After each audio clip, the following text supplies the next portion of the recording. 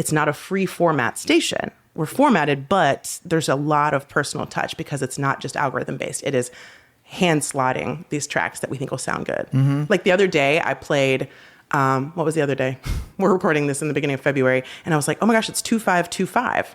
And some of these records are 25 years old. Let me just play songs from the year 2000. Nobody asked me to do that. Yeah. Literally nobody, me doing it, right?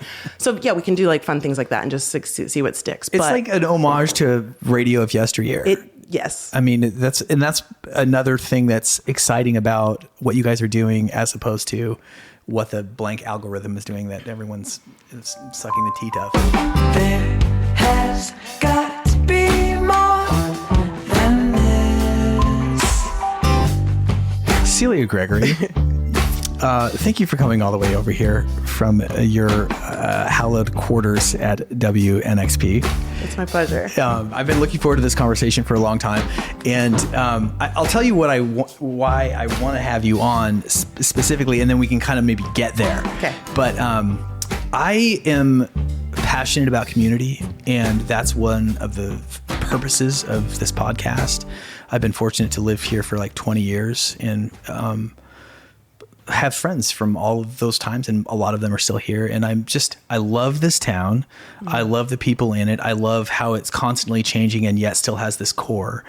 And yet, as an active artist engaged in the modern modes of distribution, I have to play ball with the platforms and everything.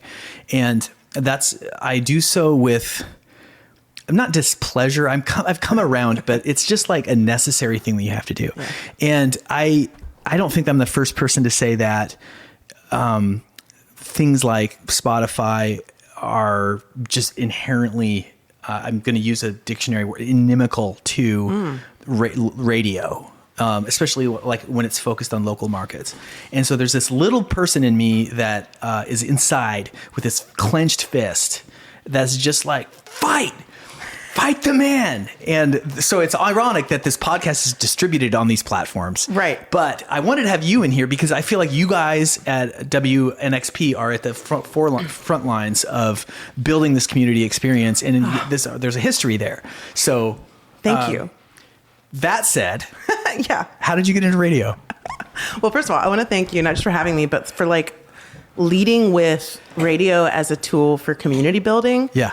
Because that's why I'm doing it. I mean, it's also fun, and I can talk more about the fun and the perks, but yeah, feeling closer to my community in Nashville, where I've lived for 16 years, because of this station is a cool byproduct for me. And so if we can do that for other people, whether they're longstanding residents or artists or just music fans or brand new to town, it's cool. That's cool. That's the mission. I went to college in South Carolina. I'm from Kentucky, and I knew I wasn't going to like rush a sorority or anything, like no shade. That wasn't my path. I watched Almost Famous in high school and was like, oh, I want to do music stuff for sure. But I just played the same 3 chords on my guitar. I wasn't going to pursue music in that way, but I was like, I could meet cool people at college if I did the radio station. And that was true. Like some of my longstanding friends still from college are from our little college radio station. So you started in college doing... Yeah. And I never thought I would have it as a job, but like my first show was 4 to 6 a.m. Guess who's listening? Like long haul truck drivers, maybe if you're lucky. But as a freshman, like what a cool way to cut your teeth and be like, all right, I'm just going to build playlists. And I don't know if anybody's listening, but this is fun for me. This would have been when, if that's okay to ask. Yeah, let me age myself. Cool. My freshman year was 2003 to 2004. So that was what was happening in the industry then, was like Napster was still huge. Yeah. Right? I mean, your girl was ripping shit all the time. And I feel guilty about it, but I feel like I'm paying back now. My penance is being able to spin people on the radio. I'm like, sorry, I stole all of your MP3s from Kazaa or whatever. But yes, we were still getting fed CDs, right? Like labels would send in the indies, like the great indies, knowing like what Merge Records was, Matador, Sub Pop, all that, because we would be sent stuff and then we had to peer review it. Like a DJ like you or me, like would be like, okay, these are the ones you can't play because there's F-bombs. Here are the ones I recommend. Here's what it sounds like. And I still have some of those early like examples of music writing that it was just for us, the community of the DJs.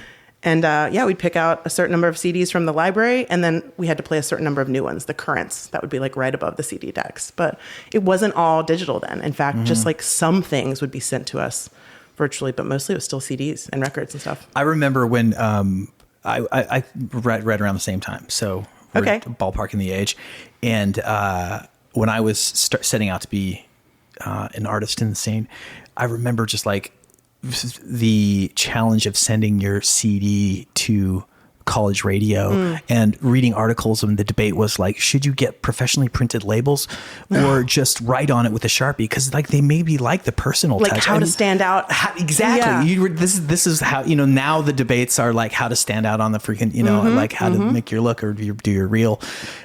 Same deal, different time. But people still send us CDs with like real lovingly compiled care packages, and it breaks my heart because we're not playing from the CD. Like we're just, can you send us a wave? But like the effort we still see come through, There's that definitely. It's like a handwritten thank you. Yep. It goes a long way. So yeah, since we're on this subject, I'm just curious from a technical perspective, you just hinted at it.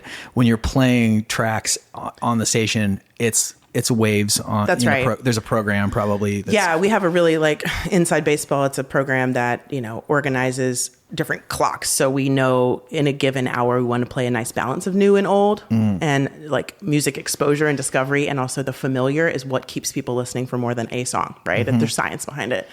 And we even break that down in the old with different categories that are like familiar, indie rock, familiar from hip hop from the 2000s, right? Like we've really over time in 4 years changed how our library is laid out so that we can best organize our music. But yeah, it's easier to do that virtually, just digitally. And we play wave files, and we still play hard media. Like I'll sometimes bring up records I've just gotten and put them on the turntable. We can definitely broadcast CDs or vinyl, but not as convenient. Well, I don't want to pry open anything proprietary there, but I am curious is if whatever you feel comfortable sharing, like what for new artists coming out, I think they would be curious to know what percentage per hour, say, of new unknown artists do you play as compared to the familiar in those various categories? No, that's a great question. And I don't have like exact math, especially because what is a known artist is, debatable. Sure. If somebody listens to, if they read all the music magazines and stuff, they might have been like, yeah, I know Chapel Roan. Guys, thanks a lot. What's your ringers, you just throw in that are like always staples that are going to be there? I mean, think about like bands that are like commercially successful, but also beloved indies are like Gorillaz, right? Like that shit sounds good no matter what you put on either side of it. And people know those songs. They're kind of like, parents are listening with their kids and everybody can nod to it in the car, right? But yeah, the balance is like basically half and half. And we play a lot of young artists, a lot of not just young in their careers, but like young people that might not have a foothold elsewhere, but like have come up through the streamers like TikTok and stuff, like following those trends, but only playing them if we like them. We're not just going to follow a trend because we're like, got to be on top of it. It's like, does it sound good on the radio? This is so fun. Okay, I'm just going to go down this. I don't want to be so inside baseball either because I'm like... I think this is fascinating to me, and it's my show, so... you asked the questions. I can plead the fifth. So, yeah, exactly, always. So I imagine you guys have like a weekly meeting and stuff, and this is how I picture it, is like program director or station manager or both or whatever, and the DJs or some are sitting around a table and playing tracks for each other of this is what's coming up, or this is hot right now. What you guys listen to it together and talk about like, oh, that's cool, or I don't like that, or is it like that? It is. I mean, we're a really small team, and there are people in programming that ultimately it's their call, but we have a lot of, so like what we're going to play more of as a station, which by and by, like max number of times you would hear a song if you listen to the radio from dawn to the time you went to bed would be like 5. Some commercial stations will ram a song down your throat. I don't have to tell you that. You've lived on planet Earth, right? So it's not the norm to have so much variety in an hour and in a 4-hour period of time. So like in my show, I won't play the same hour twice over 4 hours. I don't need to. But yeah, we have a lot of latitude as individual DJs. So there might be stuff that we're playing more of because like it's new and we want to expose people to it. But like I personally am not a fan. I'm still going to play it, but then I'm going to pad that shit with like my Built to Spill and my like stuff that I love to play. And that's why our shows sound reflective of who we are and like what our tastes are, you know? And it's become more and more that way over time. So that like, it's not a free format station. We're formatted, but there's a lot of personal touch because it's not just algorithm based. It is hand slotting these tracks that we think will sound good. Like the other day I played, what was the other day? We're recording this in the beginning of February. And I was like, oh my gosh, it's 2525. And some of these records are 25 years old. Let me just play songs from the year 2000. Nobody asked me to do that. Yeah. Literally nobody, me doing it, right? So yeah, we can do like fun things like that and just see what sticks. It's like an homage to radio of yesteryear. Yes. I mean, that's another thing that's exciting about what you guys are doing as opposed to what the blank algorithm is doing that everyone's sucking the teat of. Yeah, for better or for worse, and sometimes we make it harder for ourselves, it is very human curated. And that's the point. Yeah. So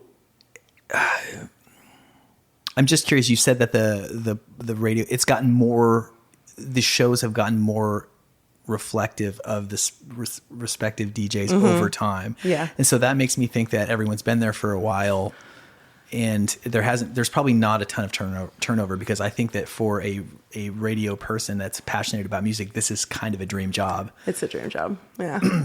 It is. It's a dream job for me. Like I said, I never thought when I did college radio and then community radio here, bridging a gap of some 10 years or something, that I could get paid to do it. I'll often be like, I would do this for free, but don't tell my boss that. I want to get paid. But yeah, we do have a really consistent staff right now. And also people with deep radio experience in some cases. Like our nighttime host comes from the sports world. So he's honed himself as a music host, but like he knows radio, right? And so, and then we have great weekend DJs too. Okay, maybe this is an opportune time to get in a little to the history of the station. Okay. And I can say a few clumsy things and you can correct me. Right, okay, I'll try. It would be a fun way to try to go forward. As I understand it, it was owned by Vanderbilt for a long time. Is that correct? This is the history lesson. I think it was. I actually so the frequency was the Vanderbilt station. Was the Vanderbilt station. Yeah, exactly. Which was purchased by Nashville Public Radio for the classical station. And then they decided to push the classical or move the classical to strictly digital. That's right. And it's like HD1 you can get on most new radios and in your car and stuff too. It's still a viable channel.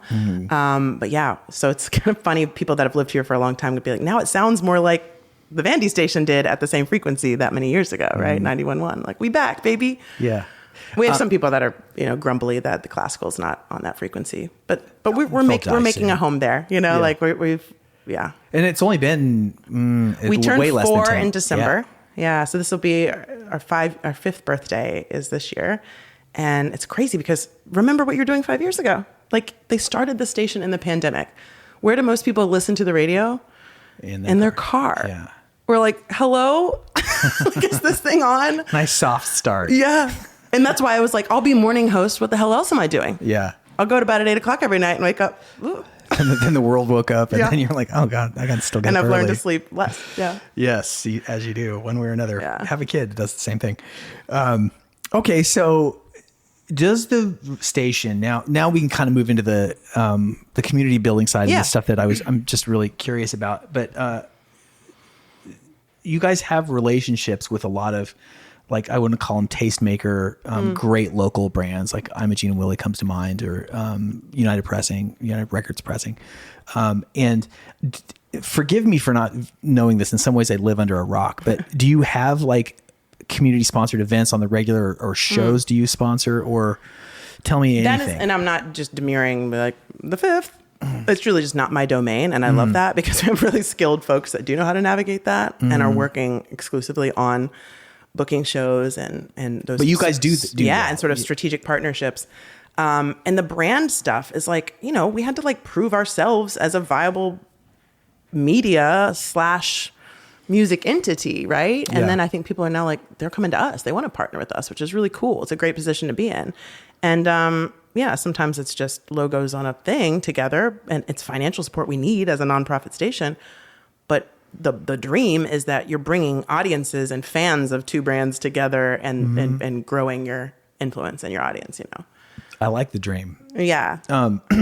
And we did a cool backyard sessions series at the Bobby Hotel that they'd been doing for a number of years, but they said, we could use some help booking. And then they realized, wait, you're the tastemakers. Like, it's a no-brainer. Should you just do it? Like, instead of like assisting us and like giving us emails. You just do it. And then it was this really great, they focused on what they do well, which is hosting the event on the beautiful rooftop of the Bobby Hotel. And then we blast it out and promote the hell out of it and book the bands and made sure the bands got paid, which is, as you know, important. Brilliant. Yeah. Win-win-win. But free for attendees, right? Win-win-win. So that's the dream. Yeah. Amazing. And is this series still going? We're doing it again. They're working on dates and stuff now. It's so it'll be in the summer. Seasonal Yeah. thing. Yeah. Very exciting. And I think that's what we're all trying to do as, let me see if I can draw a parallel here. I feel like there's a DIY, scrappy kid that could kind of spirit to the station. And I recognize that as an indie musician myself. Like, I have to do all of the things. Yeah. And over time, I'm the slowest learner ever invented.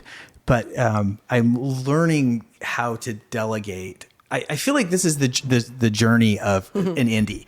Is you're broke and you have a dream, and if you have enough ambition or you just will refuse to die, then you learn how to do it. You just you learn whatever that means. You learn how to write the songs, play the songs, sing, book the shows, answer somebody's email in a timely fashion. Use Photoshop. You know everybody at Kinko's. I still call it Kinko's because that's what it's called.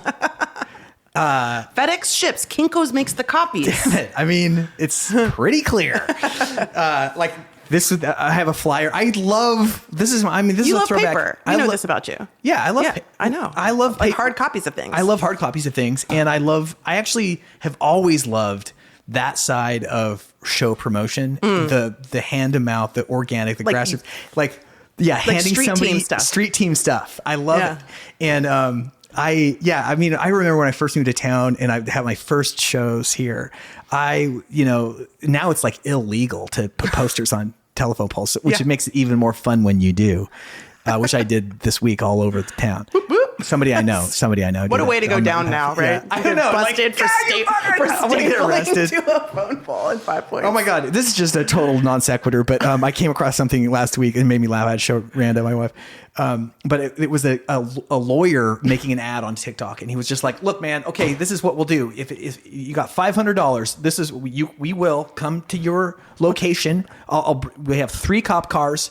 We will make an arrest. You're allowed to protest as loud and cuss at us and do whatever you want. Resist arrest. We'll handcuff you. We'll throw you in the back of a car. We'll take you to a dive bar and he named it. It was like in Miami somewhere, where there'll be a cooler stocked with beer and a weekend trip. And then on Monday, and you have the place for the weekend. And then on Monday, we'll release you and say it was just a big misunderstanding, and you can just. So if you just wanted to create a legend for get out of here, totally awesome, in front of your girlfriend. Oh, you fuckers! What it's is like that scene in a Superbad, when, yeah, that sounds alluring right now. Wouldn't that be? I mean, kind of. I feel like I ruined it for anybody's girlfriend listening, or whatever.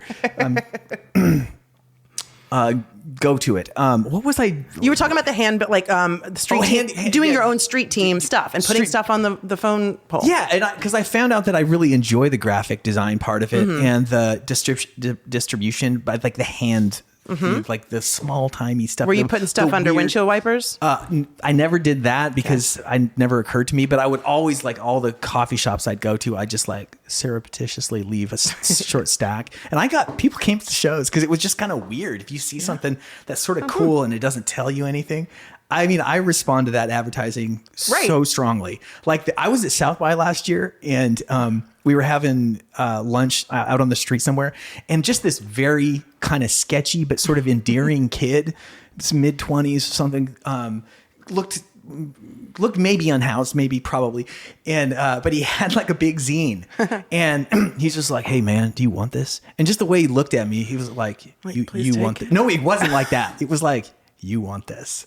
And I was like, "Yeah, I do." And all it had was it's not even a title on it. It was just like kind of cool, provocative, weird drawings. Just one. He didn't have a stack. No, he said, "Do you want just this one?" zine?" I'm sure he had another stack, but it was like very handmade, and there was nothing traceable on it except an Instagram handle. And I to this day follow that kid on the Instagram. He was just promoting him. What is it? As a content creator, is he a compelling I think, he's just like maybe an aspiring comic book artist in that world, right? And so he just like, but it was so some of that sort of like mysterious. guerrilla warfare. Like you gotta like stand out. That's totally the standing works out. on me. Like I think it's a very not to be recommended to anybody like wanting to be.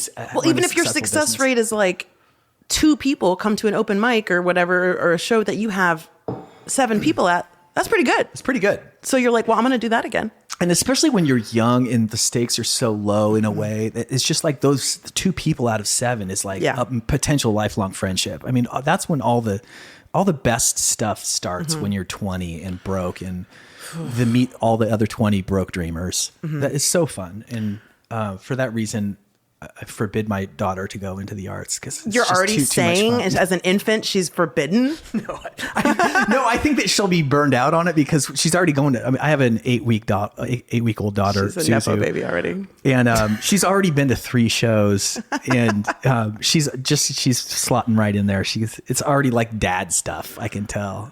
Just the look she's gonna rebel and like exclusively listen to pop music and. I wonder. I think, and then come back around maybe.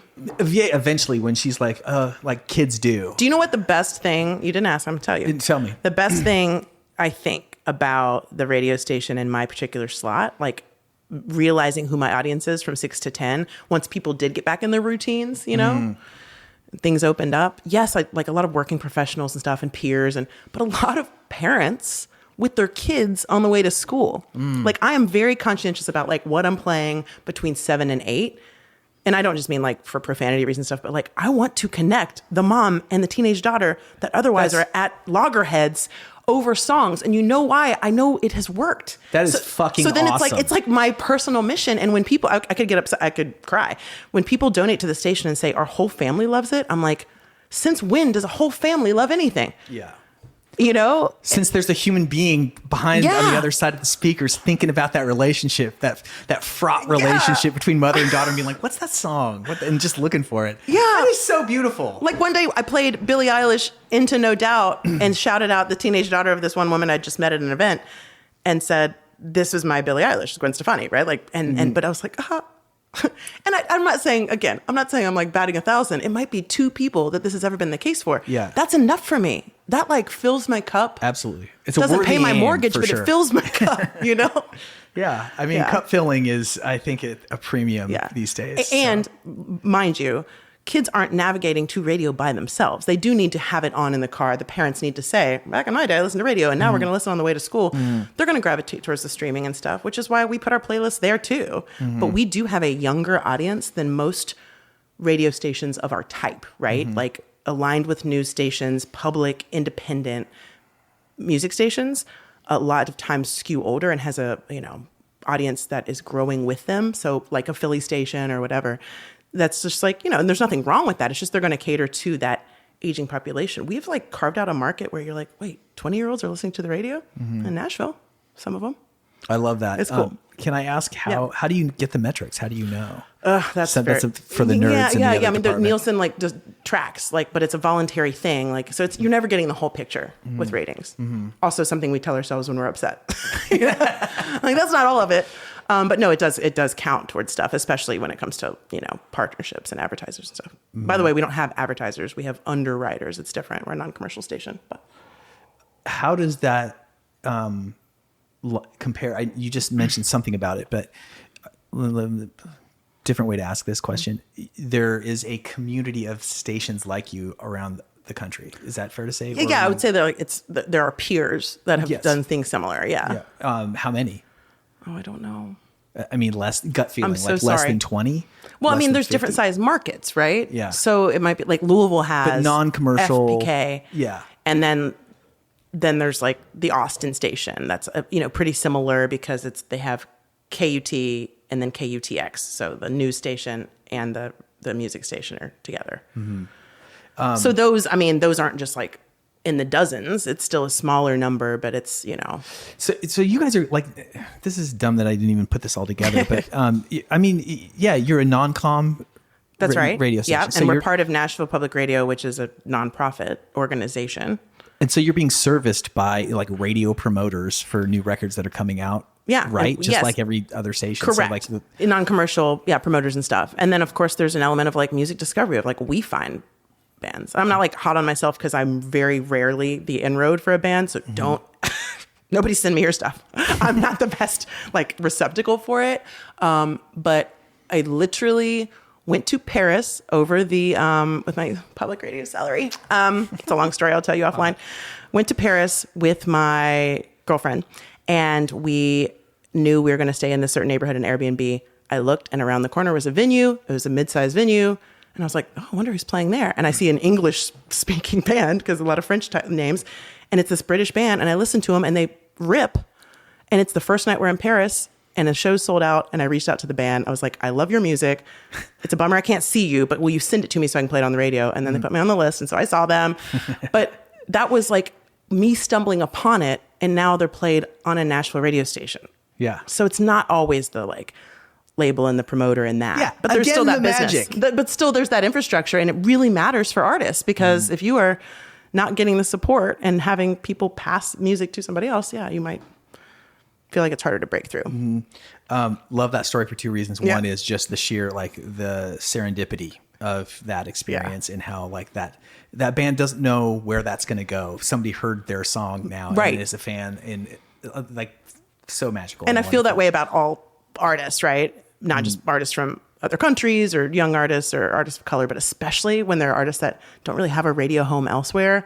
Like that's the magic, right? Is being like, oh, your song is cool and I want to play it on the radio. And they might not have thought that was even an angle for them to get in the ear holes of somebody, you know? Yeah. And is it fair to say that there is a possibility and whatever, possibility is a big word, nice and cushy. Yeah. That like somebody who finds their way in through some unorthodox door might suddenly be able to play a show or maybe WNXP sponsors an event that they're part of, or who knows? I mean, like, I'm just saying. No, I like you saying the cushion of possibility because sometimes you find something that like you really believe in as a music lover, and we just happen to be on a staff that like if there is an opportunity to book you for something, maybe. You know, and especially locals because that's what we're working with. I mean, we play. You asked about the balance of new and old.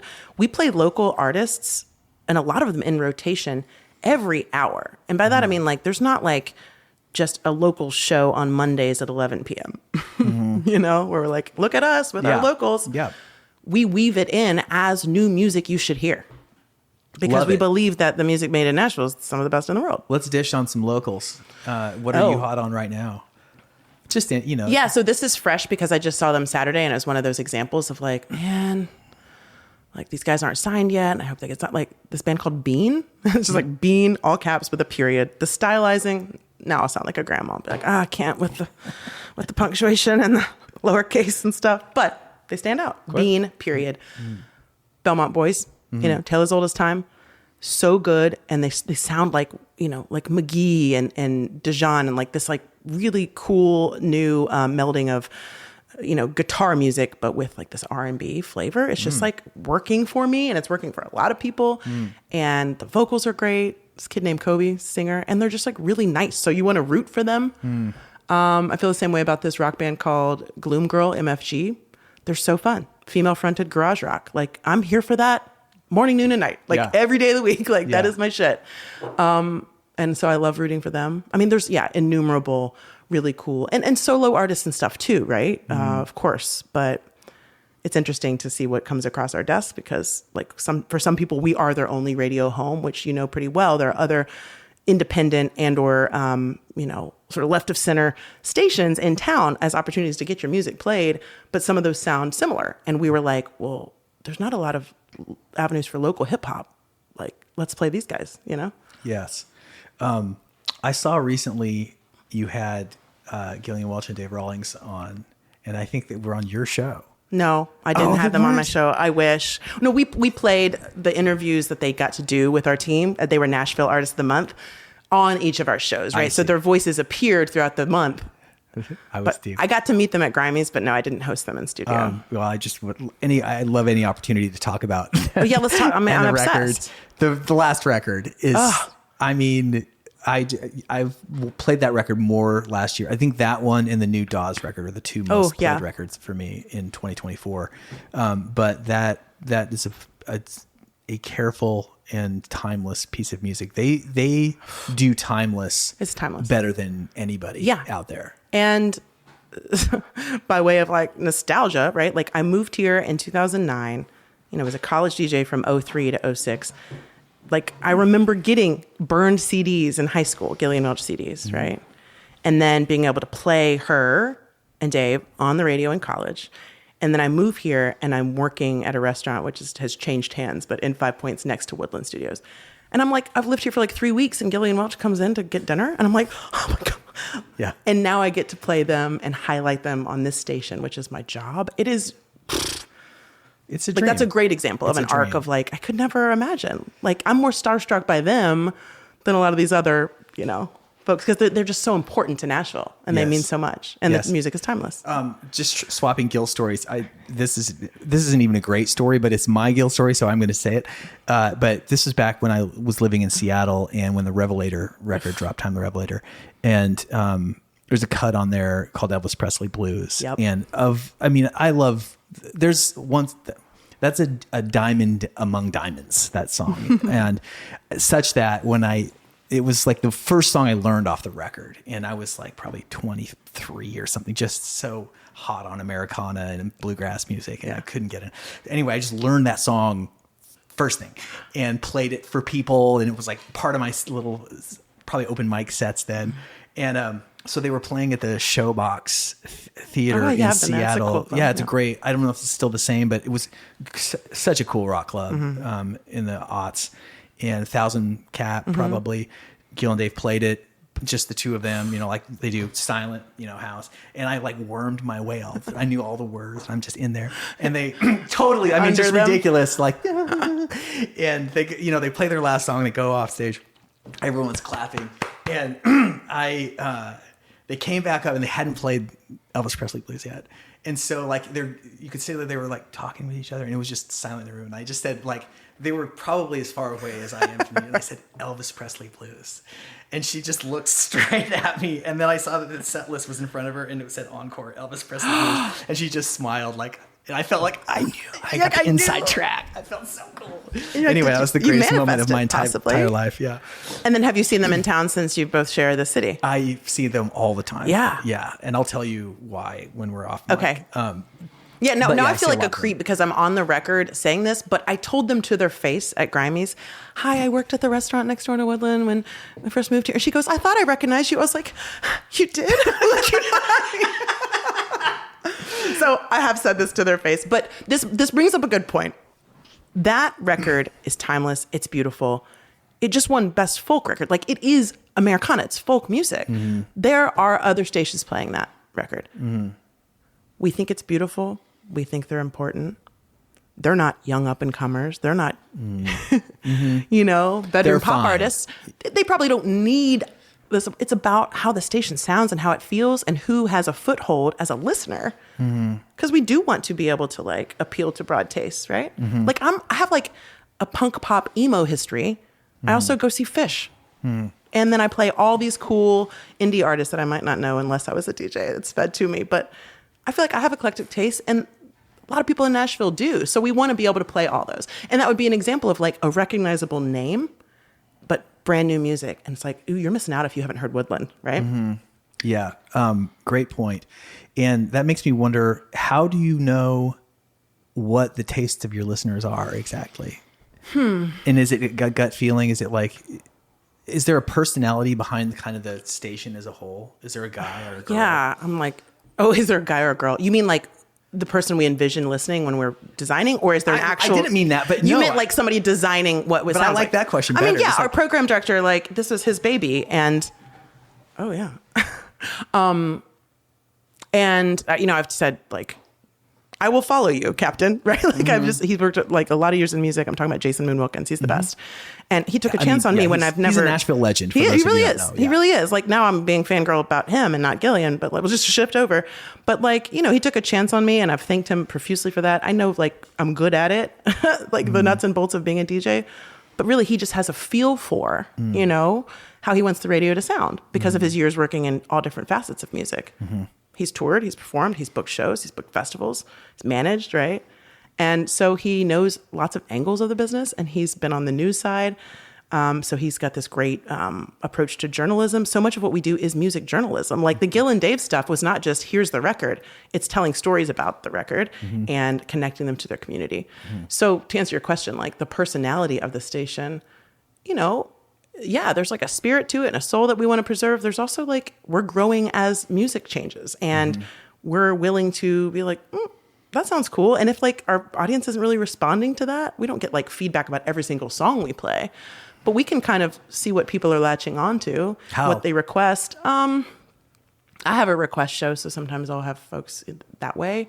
And it's also people coming to our shows. Like if we have a band that we're playing the hell out of relative to other stations, and we're talking about that band on air, and we go to Basement East and it's sold out, we're not taking credit for the sellout, but there's probably more people in that room that heard about them on our station than they would have otherwise, right?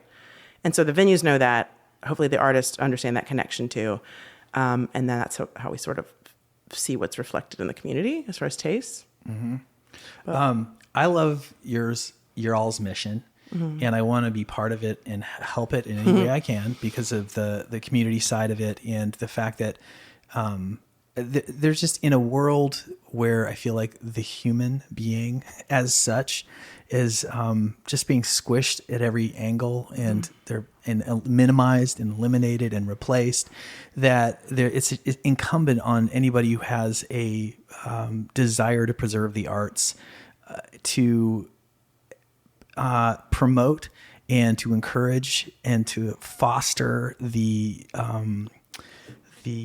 fruition, let's say, of people behind, like people, human beings making choices in the artistic community. And you guys are just like that, so emblematic of that. And thanks. So that makes me want to say, you know, like to the people that are listening that are all over the place in America and the world, how best can they help? If they are interested in this mission as well, they can stream the show. Yes, I'd love. Yeah, we can be heard anywhere at WNXP.org. We also have an app, Nashville Public Radio app, but a lot of people are streaming. Also follow us on the socials. Like we have a huge digital presence that might not always translate to radio, but like we're getting bands exposure through our Sonic Cathedral sessions. We're hosting bands and artists, and sometimes those will pop off. Like there's this artist named Jalen Nganda. He ended up playing one of our rooftop sessions at the Bobby last summer. But before that, we had him in the Sonic Cathedral when he was on his way through. I don't remember. So this is before his like record popped off and stuff. The Sonic Cathedral session, because he's a young artist that doesn't have a lot of stuff on the internet. Somebody found it. Jill Scott and Snoop Dogg tweeted it or like shared it, you know, so their platforms of people. So maybe we didn't always get the credit, like meaning like, this is a cool session from WNXP in Nashville. We're not always going to get like the name. It's just the video took off. And now that YouTube session, you know, like it's huge. So we never know how things are going to be found, but the digital audience is not always the same. The Venn diagram is not the same. There might be people that look for our Sonic Cathedral sessions, follow us, you know, watch our reels on Instagram, and are never going to turn on the radio. That's just not how they consume music. That's okay. So follow us on socials. Follow us on YouTube, subscribe. And if you are passionate about music, especially if you live here and you feel like there's a community resource, donating. Like we are a nonprofit station. When you hear us during fund drives, you're like, oh, right. They're part of Nashville Public Radio where it's that time of year, right?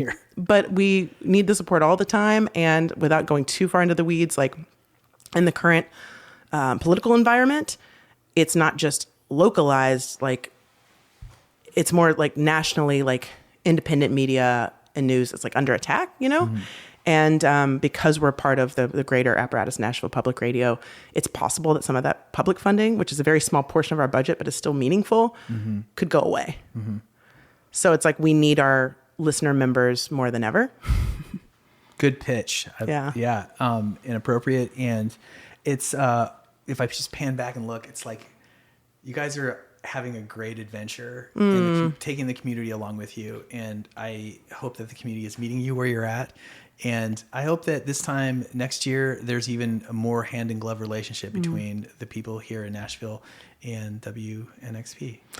Yeah, I do too. And obviously, like, as the world changes, we're reflective of that and not just like chasing trends, right? Like, I think it's important to note too that we're a small team. We have tastes that are similar, tastes that are different, but like it is our individual choice. Nobody's telling us what to play. There's no like, payola situation. And I think people would be upset to learn how close to that some radio stations really are. Like the flirtation with like, we only play the bands and artists that are like writing us a check. Like it's kind of gross. So I've had personal experience with that. So with the stations here in know. town. Yeah, I know. And I don't have to talk shit about it. It's just like true. And that's what makes what we do feel so good. Like I sleep well at night, and also feel really excited about the artists that we can uplift and the community we're forging because, there are a lot of people that are music lovers and just want to find a music radio home in Nashville because it's their new cool city and they work in healthcare or whatever. But also we know a lot of people listening are music makers themselves. They work in the music business. We want to be reflective of that and be Music City. We have a new podcast called Music Citizens. And this project is a dream of Jason's too, is like, there's so many unsung heroes in music that don't get their stories told. Their names aren't on the marquee. They're not on the stage. They're behind the scenes. Let's tell their stories. And that is such a Nashville thing to be able to do, is to like track those people down, shadow them for a full day, and package it into a podcast format so that they get a little shine, I, as somebody who's lived here for 20 years, it's just my hometown. And it's your adopted hometown. And with that comes a normalization of everything. I forget. You see Gil and Dave at the restaurant. You're like, oh, wow, they're there. That's cool. Yeah. You're not like, the first time you are.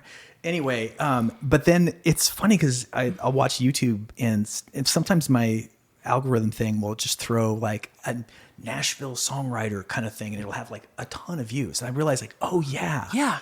It's such an exotic city compared to other people. And it's easy to forget that people dream about coming here and being part of the scene and what would that be like. And I having kind of rediscovered that perspective, have kind of gone on my own journey of self-correction to like not take for granted quite so much the amazing resources that are here and the people, that's just the sheer talent that's here, and the guts and the go for it and the dreamers, and it really the guts is and the go for it. Oh, that's a good album title. Write it down. Okay.